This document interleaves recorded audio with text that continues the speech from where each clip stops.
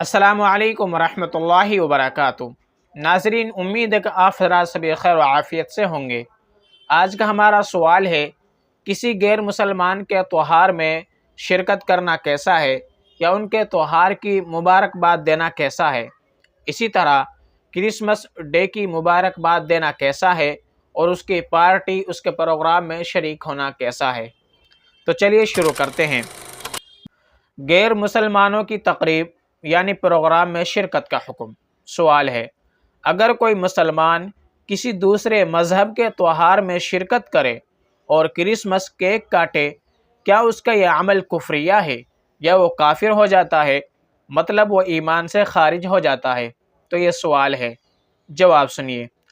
واضح رہے کہ غیر مسلمانوں کے مذہبی تہوار پر ان کی مجالس یعنی پروگرام میں شرکت کرنا، شامل ہونا، یا اس کی تقریب منعقد کرنا یعنی اس کی پارٹی رکھنا یا انہیں مبارکباد دینا وغیرہ شرعاً ممنوع اور ناجائز ہے۔ اس لیے کہ غیر مسلمانوں کے مذہبی تہوار ان کے مذہبی اعتقادات اور عبادات پر مبنی ہوتے ہیں، اور اس میں ان کے ساتھ شریک ہونا گویا کہ ان کے مذہبی تہوار کی تعظیم یعنی عزت اور ان کے مذہب سے تعلق کا اظہار ہے، جبکہ مسلمان ہونے کی حیثیت سے ہمیں غیر مسلمانوں کے اعتقادات و عبادات سے کلی یعنی پوری طور پر لا تعلق رہنے کی تعلیم دی گئی ہے۔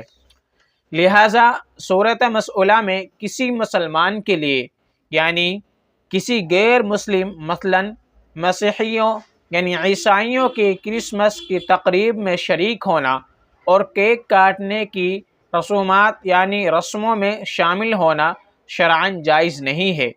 تاہم اگر کوئی مسلمان ان کے عقائد باطلہ کے تائید اور ان پر رضامندی کے بغیر محض یعنی صرف دنیاوی تعلق کی بنا پر ان کی کسی تقریب میں، کسی پروگرام میں شرکت کرتا ہے، تو اگرچہ اسے نہیں کرنی چاہیے، تاہم اس کا یہ عمل کفر یا اس سے وہ دائرہ اسلام سے خارج یعنی نکلتا نہیں ہے۔ قرآن کریم میں اللہ تبارک و تعالیٰ کا ارشاد ہے، فَلَا تَقْعُدْ بَعْدَ الذِّكْرَىٰ مَعَ الْقَوْمِ الظَّالِمِينَ۔ تو نتیجہ یہ ہوا، اس سے ہمیں پتہ چلتا ہے کسی بھی غیر مسلمان، چاہے وہ عیسائی ہو، یہودی ہو، یا پھر وہ ہندو ہو، کسی بھی غیر مسلمان کے تہوار میں شرکت کرنا جائز نہیں ہے۔ لہٰذا یہاں تک کہ انہیں مبارکباد دینا بھی جائز نہیں ہے۔